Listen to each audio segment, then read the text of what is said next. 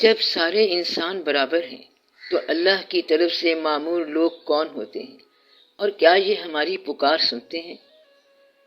بظاہر انسانوں کی دنیا میں اگر غور کریں تو سارے انسان برابر ہیں، سب کی پیدائش اور موت برابر ہے، لیکن ہم دیکھتے ہیں کہ کوئی انسان کسی کے بھی برابر نہیں۔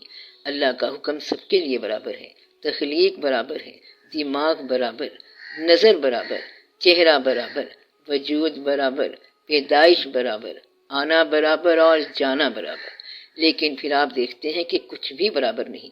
کسی کا آنا دنیا کے لیے اہم ہوتا ہے، اور اتنا ہی اہم کسی کا جانا ہے کہ اس کے جانے سے زمانے بدل جاتے ہیں۔ سب کے چہرے برابر ہیں، مگر کسی کا چہرہ اتنا اہم ہے کہ دیکھنے والوں کو اس کے دیدار کی آرزو ہی رہتی ہے۔ وہ چہرہ ایسا ہوتا ہے کہ اس چہرے کا دیدار ایمان کا حصہ ہو جاتا ہے، یعنی کسی کا چہرہ ہوتا ہے اور وہ کسی کا ایمان ہوتا ہے۔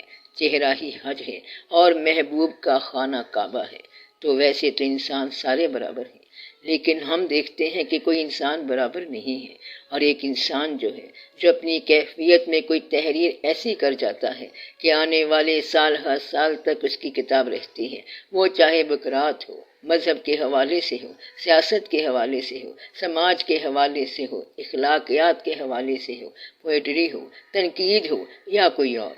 کچھ لوگ جو ہیں وہ باقی لوگوں کے نصیب کا حصہ بن جاتے ہیں۔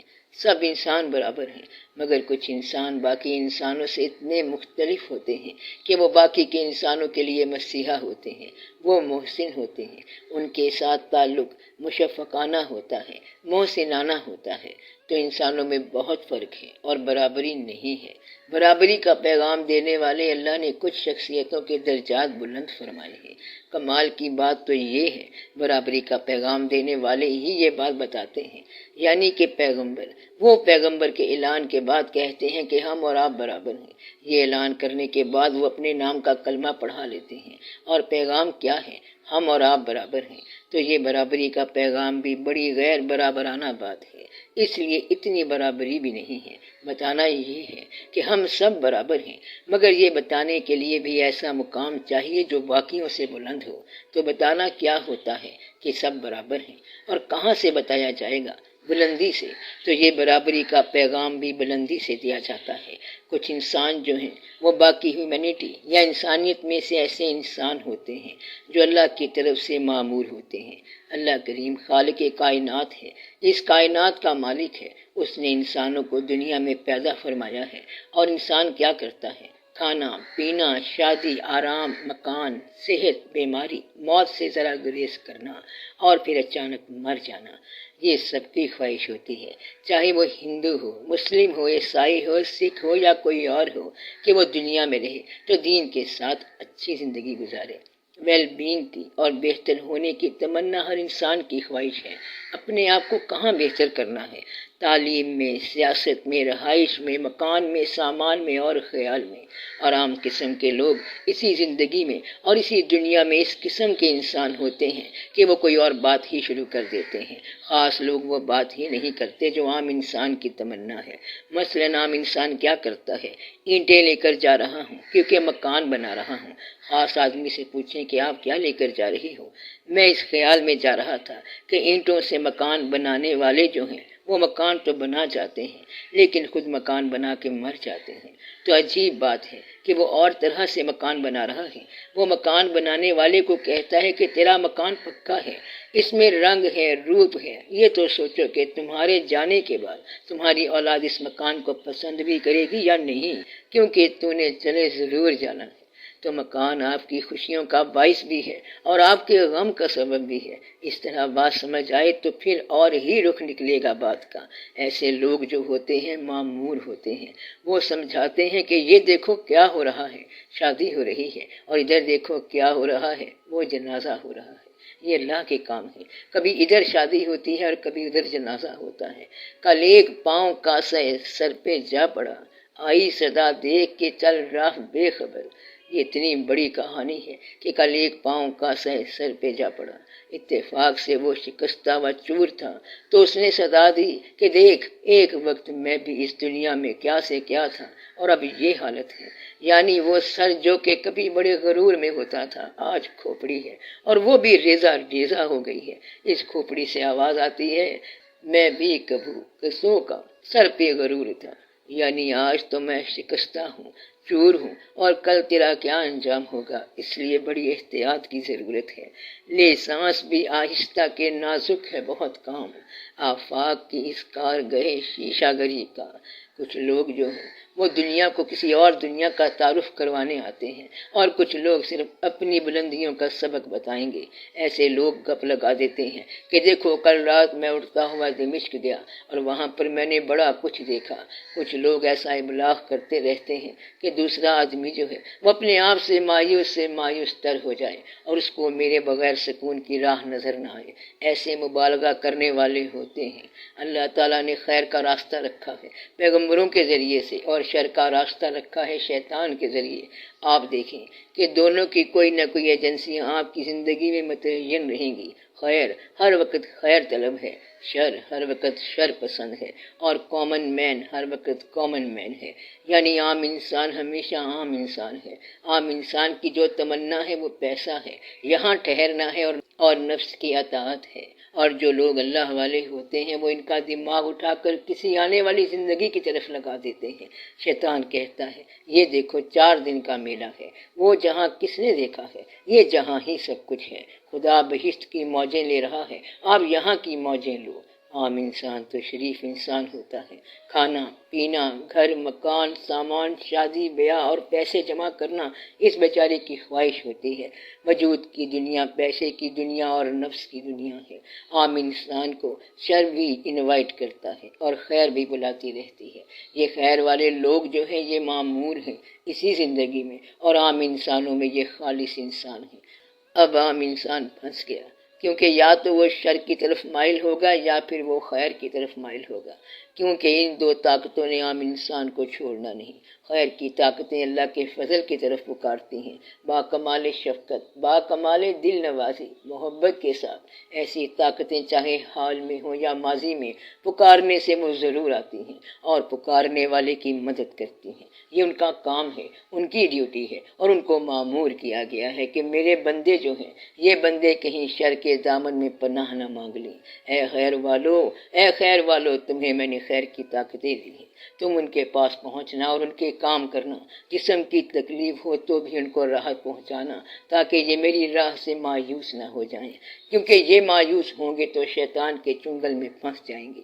اس لیے وہ لوگ جو اللہ کے لیے وقف ہیں اور اللہ تعالیٰ کی طرف سے مامور ہیں، اگر سفر من اللہ کروانے والے ان میں سے کسی کو پکارا جائے تو وہ ضرور آتے ہیں، بلکہ کہتے یہ ہیں کہ آپ ان کو پکار ہی نہیں سکتے جب تک وہ پاس نہ ہوں۔ وہ پہلے آتے ہیں اور پھر بعد میں آپ پکارتے ہیں۔ جس شخص نے یا اللہ کہا وہ اللہ کے پاس بیٹھا تھا تو اس نے یا اللہ کہا۔ جس شخص کے آنسو نکل آئے دراصل تقرب اسے پہلے سے حاصل ہو گیا تھا۔ اگر آپ داتا صاحب رحمت اللہ کے آستانے پہ چلے گئے یا سلطان باہو رحمت اللہ کے آستانے پہ چلے گئے اور وہاں رونا شروع کر دیا تو آنسوؤں کے سوا اس بزرگ کا ثبوت ہے ہی نہیں۔ جب روح کا روح کے ساتھ وصال ہوتا ہے تو آپ کو آنسو آ جاتے ہیں۔ مدعا یہ ہے کہ یہ ان کے وصال کی کہانیاں ہیں اور وصال کے اظہار ہیں۔ وہ لوگ مامور من اللہ ہیں، یعنی اللہ کی طرف سے وہ اس کام کے لیے مامور ہیں کہ آپ کے ذہن میں دنیا کی بے ثباتی اجاگر کر دیں۔ مثلا وہ کہتے ہیں کہ میں جانتا ہوں اور دعا کرتا ہوں کہ اللہ تعالیٰ آپ کی عمر دراز کرے، مگر کب تک اللہ عمر دراز کرے گا؟ اس کی ایک حد ہے، کیونکہ اس نے اپنے محبوبوں کو ایک خاص مدت کے بعد بلا لیا۔ معمور انسان اس بات سے باخبر کرتے رہتے ہیں کہ کب تک کی کیا حقیقت ہے۔ یہاں آپ بچوں کے پاس ہوتے ہیں اور پھر والدین کے پاس ہوتے ہیں۔ بچوں کو جب چھوڑ کر جاتے ہو تو آگے ماں باپ، دادا دادی یا کوئی بزرگ انتظار کر رہے ہوتے ہیں۔ یہاں پر بچے الگ رو رہے ہوتے ہیں، مگر انسان کے لیے گھبرانے والی بات ہی کوئی نہیں ہے، کیونکہ یہاں پر انسان جدا ہوگا اور آگے کوئی نہ کوئی بزرگ مل جائے گا۔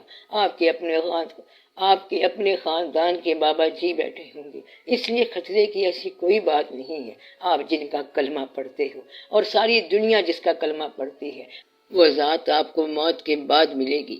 اس لیے جتنے بھی اسماء گرامی ہیں آپ کے سارے محبت کے پیمانے آپ کے، وہ سب ماضی میں ہیں۔ وہ سارے کے سارے تب ملیں گے جب موت کا حجاب اٹھے گا، پھر آپ کو وصال ہونا ہے اور دیدار ہونا ہے۔ زندگی جو ہے اس کی قدر اور انتہائی قدر موت آ کے پورا کرتی ہے۔ جب موت پردہ اٹھاتی ہے تو زندگی اپنی اصل قیمت پاتی ہے۔ سب کھوٹیاں تھی سنتد کھریاں، اس وقت ہر کھوٹی چیز جو ہے وہ کھری نظر آئے گی، پھر پتہ چلے گا کہ حقیقت کیا ہے اور کس کی مہربانی کیا ہوتی ہے۔ یہ سب تب پتہ چلے گا جب یہ حجاب اٹھے گا۔ تو آخری حجاب جو ہے اس کو موت کہتے ہیں۔ یہ ایک راز ہے کہ زندگی کے اندر ہی ایک چیز ہوتی ہے اور اسے ہم موت کہتے ہیں، یہ الگ باب ہے۔ اس لیے اللہ کے بندے جس کام پر معمور ہوں وہ خود ہی بتاتے ہیں کہ ہمیں پکارا کرو، اور اللہ خود ہی فرماتا ہے مجھے پکارا کرو، میں آپ کی دعا قبول کروں گا۔ ایسی پکار جو اللہ کے پاس چلی جائے اس جیسی دوسری کوئی پکار ہی نہیں ہے، اور وہ آواز جو اللہ والوں کو دی جائے اس سے بہتر کوئی آواز ہی نہیں ہے، چاہے وہ دنیاوی ضرورت میں ہو یا چاہے وہ دینی ضرورت ہو۔ کسی اللہ والے کو کسی کام کے لیے جب بلائیں یا پکاریں تو اس کا آنا جو ہے وہ بالکل جائز ہے اور واجب ہے۔ جب بھی آپ نے پکارا تو اس پکار کے ساتھ ہی وہ واقعہ ہو جائے گا۔ روح کے فاصلے ختم ہو جاتے ہیں، فاصلے تو صرف جسم کے ہیں اور یہ جغرافیائی ہیں، روح کے فاصلے تو فاصلے نہیں ہوتے۔ یہ تو آپ کو معلوم ہے کہ حضرت سلیمان علیہ السلام نے کس طرح تخت منگوایا تھا۔ ان کا جو وزیر علم الکتاب جانتا تھا اس نے فوراً تخت حاضر کر دیا۔ اس لیے روح کے اندر فاصلے نہیں ہوتے۔ یہاں آپ نے آرزو کی اور وہاں اللہ پاک نے سن لی، یہاں آپ کے دل میں فریاد پیدا ہوئی اور وہاں عرش مولا کانپ گیا، تو روح کے اندر فاصلوں کی بات نہیں ہوتی۔ اس لیے نہ فاصلے جغرافیائی ہوتے ہیں اور نہ فاصلے صدیوں کے ہوتے ہیں۔ اگر آج آپ کی روح نے 200 سال پہلے کے کسی بزرگ کو آواز دی تو وہاں 200 سال کا کوئی فاصلہ نہیں، وہ روح فاصلے طے کر کے آپ کی مدد کے لیے آئے گی۔ جغرافیائی فاصلہ طے ہو جاتا ہے، چاہے آپ کا بزرگ کتنا ہی دور کیوں نہ ہو، جغرافیائی فاصلہ بھی طے ہو جاتا ہے اور تاریخی فاصلہ بھی طے ہو جاتا ہے۔ اس لیے آپ نے جب بھی پکارا وہ مدد کو آئیں گے۔ بزرگ یہ کرتے ہیں کہ آپ کا کام کرا دیں گے یا پھر اس کام سے آپ کا دل اٹھا دیں گے اور آپ کو سمجھا دیں گے کہ آپ غلطی پر تھے۔ محبت جو اللہ تعالیٰ کی عطا ہے، اس کی حفاظت اور پرورش کیسے ہونی چاہیے؟ اب اس کے اندر دو باتیں ہیں۔ جو چیزیں فطری طور پر عطا ہیں ان کی حفاظت انسان کے ذمے ہے۔ اس بات کا ایک پہلو تو یہ ہے، مثلاً اللہ تعالیٰ نے آپ کو جسم عطا فرمایا ہے، اس کی حفاظت آپ کے ذمے ہے۔ اللہ تعالیٰ نے بینائی عطا فرمائی ہے تو اس کا خیال رکھنا آپ کا کام ہے۔ کچھ لوگ دوسرے خیال کے ہیں، وہ یہ کہتے ہیں کہ اللہ نے جو عطا فرمایا ہے وہ قائم رہے گا، ہم حفاظت کریں یا نہ کریں، اور دینے والے نے اس کی حفاظت ہمارے ذمے نہیں لگائی ہے اور یہ اسی کا ذمہ ہے۔ اب یہ دو قسمیں ہیں۔ اگر آپ ذمہ داری لیتے ہیں کہ محبت عطا ہے اور حفاظت آپ کے ذمے ہے تو پھر اس کی حفاظت کرنی چاہیے۔ اگر آپ اللہ کی محبت اور اللہ کی عطا والی محبت کی بات کرتے ہیں تو یہ بات یاد رکھیں کہ اللہ کی محبت دنیا میں ٹھہرنے کے لیے نہیں ہے۔ اللہ کی محبت کا مطلب یہ ہے کہ اس دنیا سے اس دنیا کی طرف سفر کرنے کا میلان پیدا ہو جائے۔ یہ اللہ کی محبت ہے جو اس دنیا سے اس دنیا کے لیے رغبت پیدا کرتی ہے۔ یہ جو اللہ تعالیٰ کی عطا کی ہوئی محبت ہے یہ اللہ کے محبوب حضور پاک صلی اللہ علیہ وآلہ وسلم کے دین کے لیے ہے اور اس راہ پر چلنے والوں اور محسنین کے لیے ہے۔ اب اس محبت کی حفاظت کو آپ نے اپنے ذمے لگا لیا، اس لیے محبت کی سب سے بڑی حفاظت یہی ہے کہ محبت اہل محبت میں رہے، محبت محبت والوں میں رہے اور دل والا دل والوں میں رہے، تب اس کا دل رہے گا یعنی ٹھیک رہے گا۔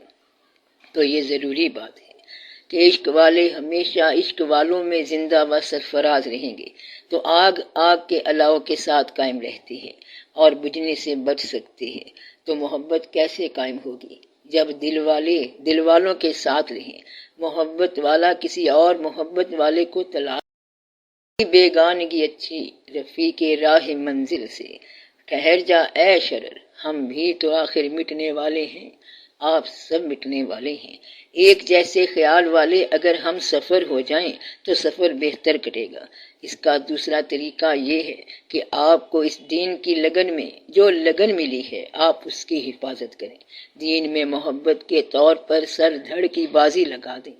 حالانکہ بالکل آسان سی بات ہے کہ وقت پر نماز آتی ہے اور وقت پر نماز چلی جاتی ہے، پھر دوسرا وقت آ جاتا ہے، مگر یہ بھی جہاد کی صورت میں شروع کرو۔ اگر یہ عمل کوئی نہیں روک رہا تو پھر تو بڑی آسان سی چیز ہے۔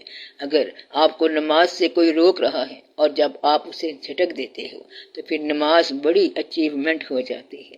مثلاً آپ بیٹھے تھے اور آپ کے کچھ مہمان آ گئے مگر نماز کا ٹائم ہو گیا، تو اگر آپ نے انہیں کہہ دیا کہ آپ برائے مہربانی چلے جائیں تو یہ ایک اچیومنٹ ہے۔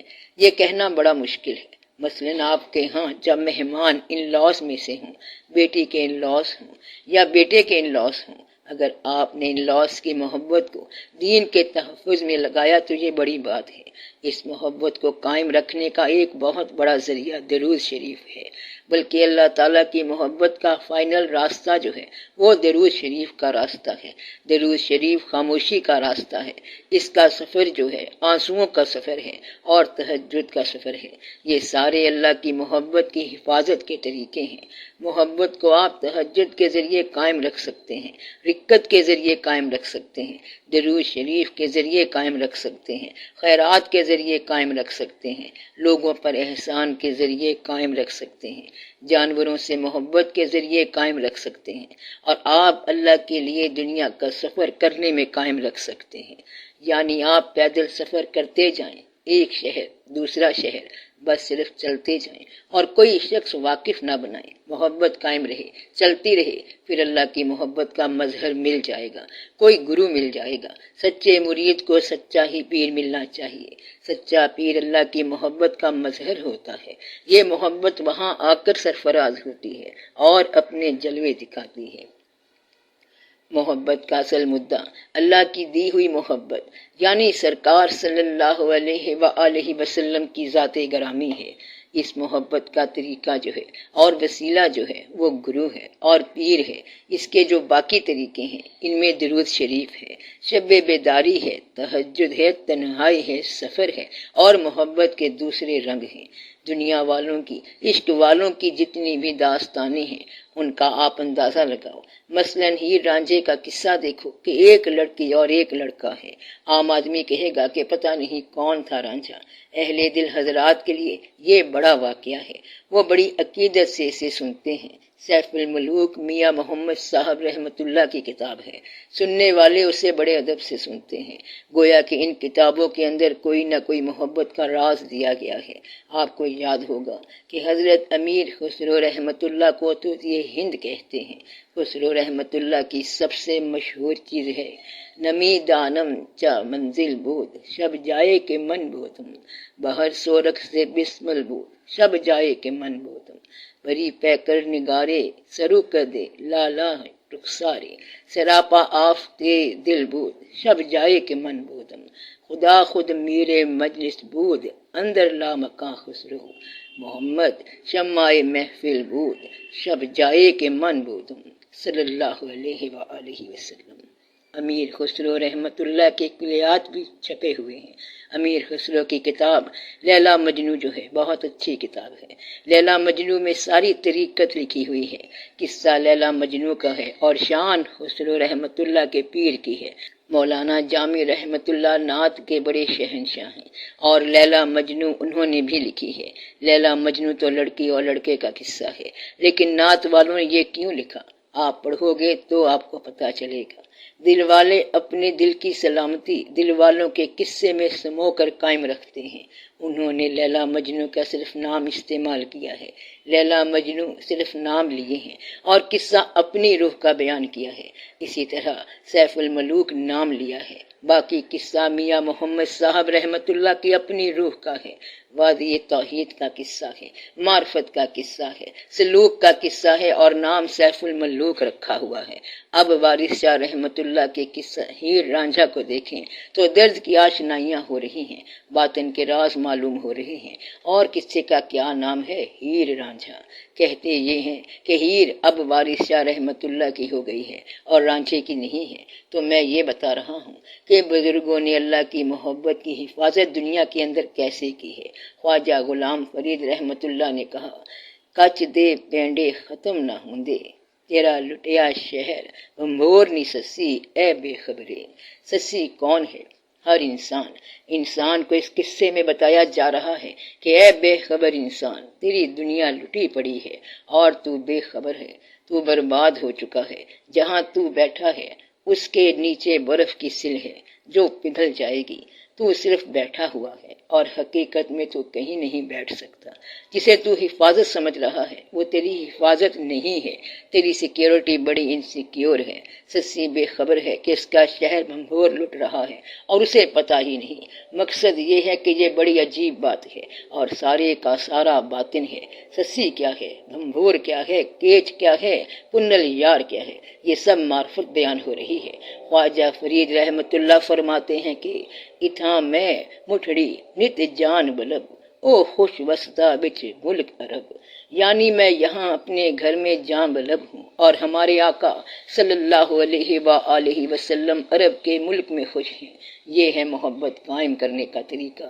تو پنل یار کون ہے؟ خواجہ فرید رحمت اللہ سسی پنوں کی ایک اسی پرانی لوک کہانی میں اپنا درد بیان کر گئے۔ یہ کمال ہے ان بزرگوں کا، قصہ وہاں سے لے لیا اور درد اپنا دے دیا۔ ہیر رانجھا ایک واقعہ ہے اور عرفان کس کا ہے؟ وارث شاہ رحمت اللہ کا۔ سیف الملوک کا ایک واقعہ ہے اور عرفان کس کا ہے؟ میاں محمد بخش رحمت اللہ کا۔ سسی پنو کس کا واقعہ ہے؟ سسی کا اپنا واقعہ ہے اور وہ بیچاری ریت میں مرتی رہی، لیکن بیان کر دیا خواجہ غلام فرید رحمت اللہ نے۔ سوہنی مہیوال کا گھڑا بھی تو بہت مشہور ہے۔ کچا گھڑا کیا کام کر رہا ہے؟ گھڑا کچا تھا مگر رنگ پکا دکھا دیا۔ تو کچے جو ہیں وہ تاریخ میں پکے مقامات حاصل کر گئے۔ یہ بات میں نے کی ہے اور اس بات کا مصنف میں ہوں۔ یہ بات یاد رکھنا، یہ بڑی بات ہے۔ اس کے اندر حقیقت کیا ہے؟ یہ جتنے بھی بزرگ ہیں یہ سب اللہ کی محبت کو قائم کرنے کی باتیں کر گئے ہیں۔ اگر آپ گجرات کے علاقے میں قوالی سنائیں تو لوگ یہاں بھی روتے ہیں۔ ادھر خواجہ فرید رحمت اللہ کے علاقے میں کوٹ مٹھن اور چاچڑا شریف جاؤ تو وہاں محبت کا اثر اتنا ہے کہ آپ اندازہ نہیں کر سکتے۔ اللہ تعالیٰ کی طرف سے اتنے لوگ آئے آپ کی اصلاح کے لیے۔ یہ سارے صاحبان محبت ہیں، سارے اہل دل ہیں، انہی کے ذریعے یہ کام ہو سکتا تھا۔ دل کی بات اتنی سی تھی۔ اب خودی خواں جب لہر میں گانا گاتا ہے تو اونٹ مست ہو جاتے ہیں۔ تحقیق کی گئی کہ اس آواز میں کیا ہے تو پتہ چلا کہ جس کے دل میں درد ہو اور وہ دل محبت والا ہو، اس کی آواز سے اونٹ اس حد تک مست ہو گیا کہ سرکار عالم صلی اللہ علیہ وآلہ وسلم نے پوچھا کہ خودی خواں کیا کرتا ہے، اونٹ تیز کیوں چلتے ہیں؟ لوگوں نے کہا کہ وہ گاتا ہے اور وہ درد والا ہے۔ آپ صلی اللہ علیہ وآلہ وسلم نے فرمایا کہ تیرے گلے میں کیا آواز ہے کہ اونٹ چل چل کر پسینہ ہو گئے۔ اور پھر آپ صلی اللہ علیہ وآلہ وسلم نے فرمایا بس کرو، یعنی کہ صاحب دل کا ایک بے دل پر اثر ہو گیا اور وہ بے دل اونٹ ہے۔ یعنی کہ صاحب دل کا ایک بے دل پر اثر ہو گیا اور وہ بے دل اونٹ ہے۔ پھر اللہ کا یہ ارشاد کہ تم کبھی دیکھو اونٹ کو کہ میں نے اسے کیسے تخلیق کیا تو تم حیران و پریشان ہو جاؤ گے۔ صحرا کے اندر پورے کا پورا ایک کارخانہ بنا رکھا ہے، کبھی اس کی تخلیق پر غور کرو کہ ہم نے اس کو کیسے بنایا ہے۔ اہل دل حضرات اللہ کی دی ہوئی محبت کو اللہ کی مخلوق کے لیے کنورٹ کرتے ہیں۔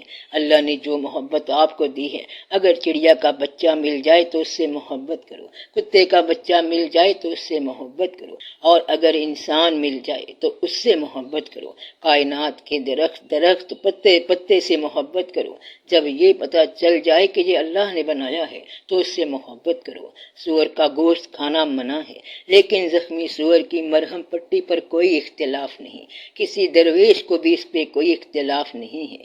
جو محبت سے سرشار ہے وہ ہر چیز کے اندر اللہ تعالیٰ کا روپ اور جلوہ دیکھے گا۔